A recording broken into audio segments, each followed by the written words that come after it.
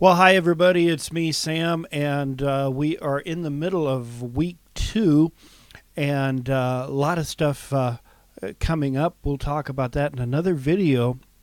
But something I wanted to point out that I'm seeing in the papers that I'm grading that absolutely must change. Many of the papers that I'm getting are only using the course texts. You absolutely must, in academic writing, use external sources beyond the course text, especially as you get up into the higher levels. Those external sources become even more important.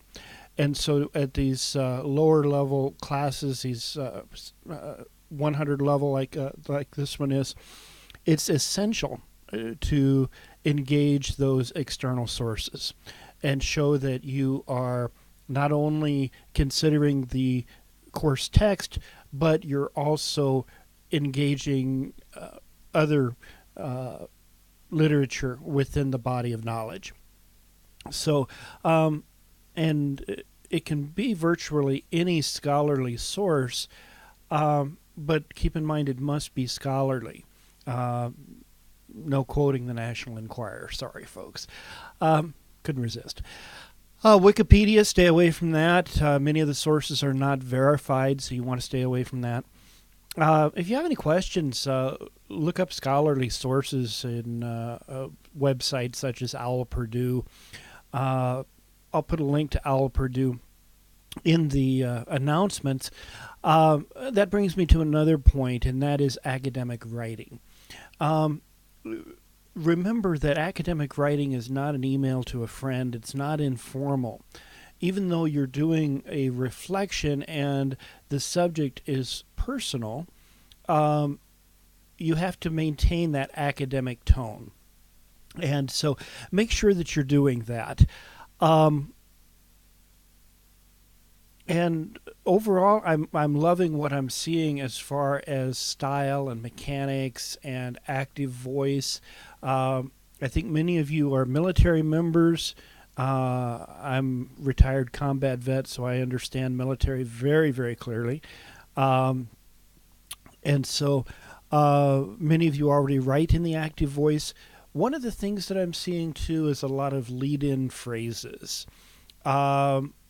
If you have to have a short phrase followed by a comma, you probably don't need that short phrase. Come right out with what you want to say. Definitions and things like that. Some of that just doesn't need to be rehearsed.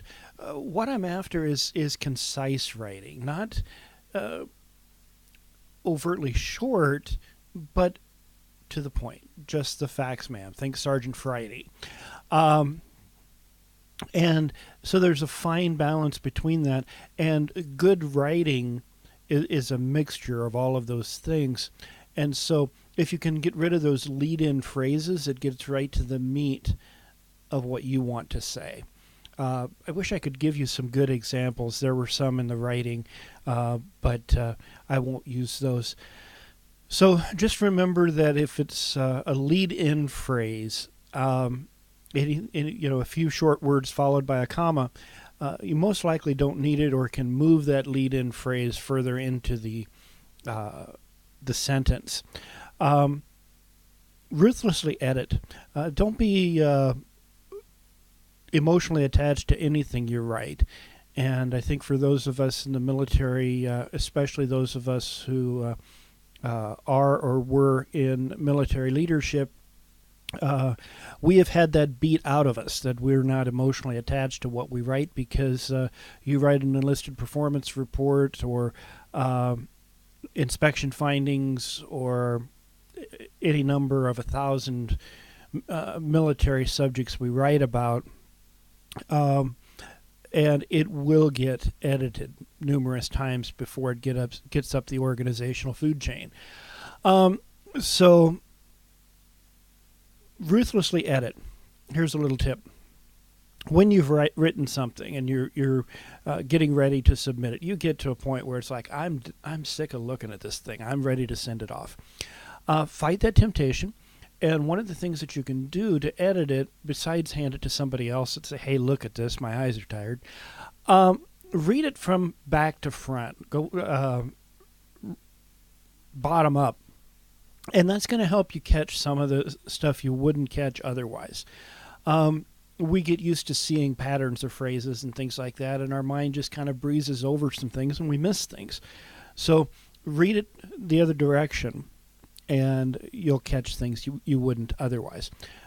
Give yourself some time after you've written something to go back and read what you've written. And does it make sense?